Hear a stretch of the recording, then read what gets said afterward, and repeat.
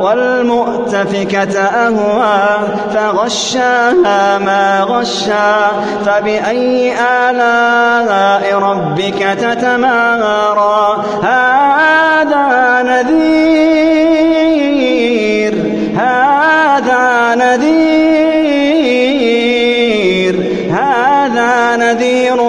من النذر الأولى أزفت الآزفة ليس لها من دون الله كاشفة أزفت الآزفة ليس لها من